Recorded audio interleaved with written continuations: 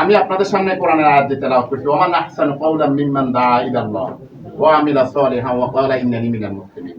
আল্লাহ বলতেছেন তার কথার চাইতে উত্তম কথা কার হতে পারে, যে মানুষকে আল্লাহর প্রতি আহ্বান করে। কার প্রতি ডাকে? আল্লাহর প্রতি, তাওহীদের প্রতি, ঈমানের প্রতি যে মানুষকে ডাকে, তার ডাকের চাইতে, তার কথার চাইতে উত্তম কথা আর কার হতে পারে? এটা কে বলছে? আল্লাহর কোরআনের আয়াত।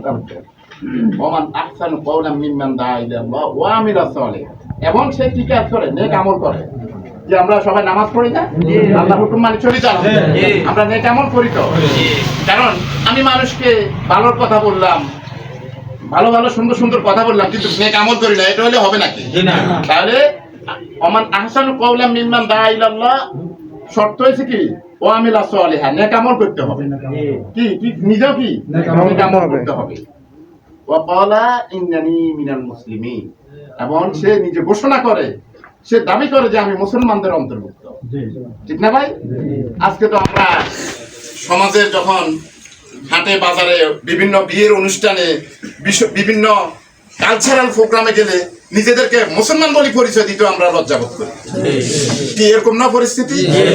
আজকে দেখেন, আমরা দুনিয়ার স্বার্থে, ক্ষমতার লোভে আমরা আজকে হিন্দুদের মন্দিরে গিয়ে আমাদের নেতারা দেখা যায় প্রণাম করে, নাউযুবিল্লাহ, মাথা নত করে, শিরক করে, করে কি? এই জন্য নিজের স্বার্থের জন্য, ক্ষমতার জন্য সে সেখানে যায় নিজেকে মুসলমান বলে দাবি করার মনে হয় যেন সে ভয় পায়, লজ্জাবোধ করে। ঠিক না ভাই? আল্লাহর কাছে ছাড়া কারো কাছে কি মাথা নত করা যাবে? করা যাবে না।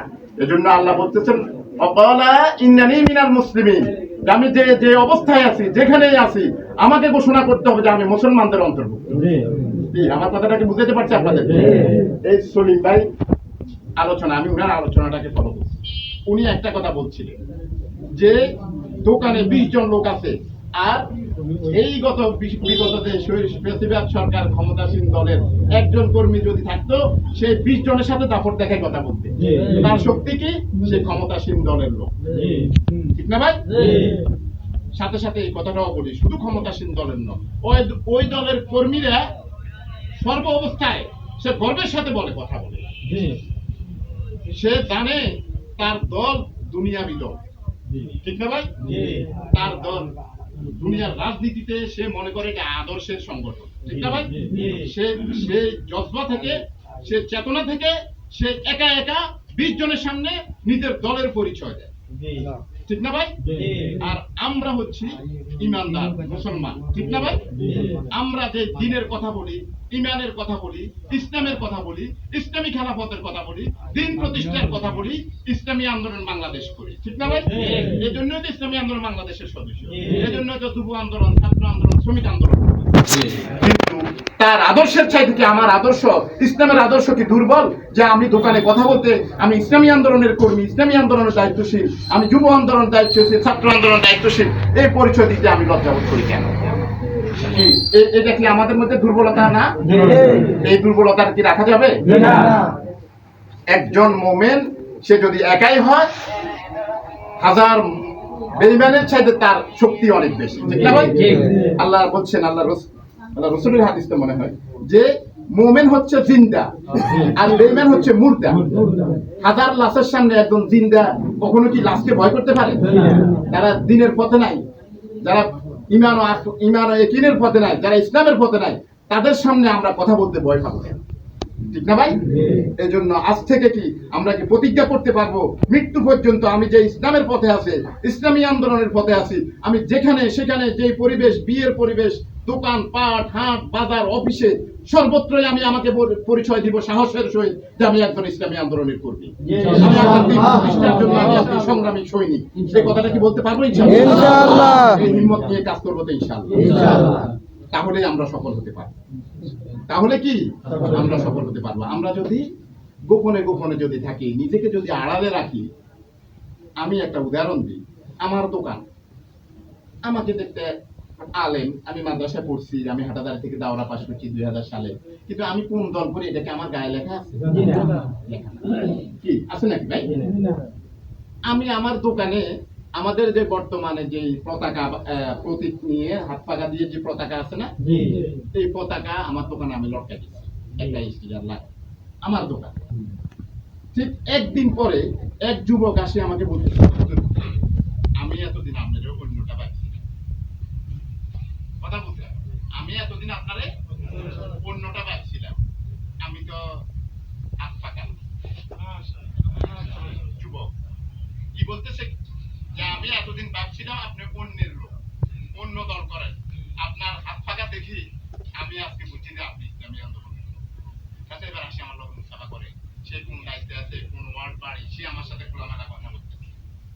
এখন আমি যদি আমার পরিচয় গোপন রাখি তাহলে কি আরেকজনকে আমার সাথে আসি কথা বলবে?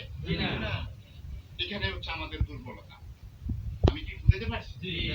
আপনি আপনার পরিচয়টা প্রকাশ করে দিন, যে দেখবেন এই ফুলের জন্য, ফুলের মধু আহরণের জন্য তখন মৌমাছি কি আসতে থাকবে।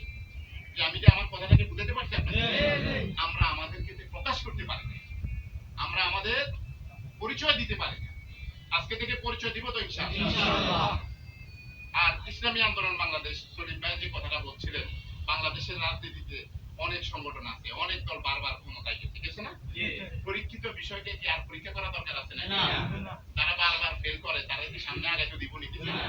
স্কুলে তাকে পিছনে ক্লাসের দিকে পাঠা দিব না? তারা বারবার ফেল করছে, তারা দেশ শাসন করছে, তারা দেশকে দুর্নীতিতে চ্যাম্পিয়ন করছে, তারা ফ্যাসিবাদ, স্বৈরাচার, দুর্নীতিবাদ, তারা বিভিন্ন উপাধিতে তারা কি খারাপ উপাধিতে তারা আজকে চ্যাম্পিয়ন হয়েছে, ঠিক না ভাই? তাদেরকে নিয়ে আর কি চিন্তা করার কি সুযোগ আছে? আল্লাহ রাসূল সাল্লাল্লাহু আলাইহি ওয়াসাল্লাম বলেন, লা ইউলদাগুল মুমিনু মিন জুহরিন ওয়াহিদিন মাররাতাইন। কোন মুমিন একই গর্তে একই ভুল বারবার করে না, ঠিক না ভাই? এখন আমরা যদি আবারও যদি সেদিকে যদি আমরা যদি মানুষকে যদি আহ্বান করি, সেদিকে যদি আমরা আবার যাই, তাহলে কি আমরা কি প্রকৃত কি মুমিন হতে পারবো? না। এই কথাগুলো কি আমরা মানুষকে বুঝাতে পারবো না? ইনশাআল্লাহ। এটা সহজ সরল কথা না? এই কথাগুলো মানুষকে বুঝে বলবো যে দিনের জন্য আমাদের শাইখে সরমনাই, আমাদের সিনিয়র নায়েব আমির মুফতি ফয়জুল করিম সাহেব গত ৩-৪ দিন পূর্বে একটা জেলা সমাবেশের মধ্যে বলছিলেন যে ভাই আপনি ইসলামী আন্দোলন করেন, আপনার ছেলেকে ছাত্র আন্দোলন করেন, আপনার সন্তানকে যুব আন্দোলনের দায়িত্ব দেন, এটা আপনি আপনার স্বার্থে করেন, আপনি আপনার জন্য ইসলামী আন্দোলন করেন।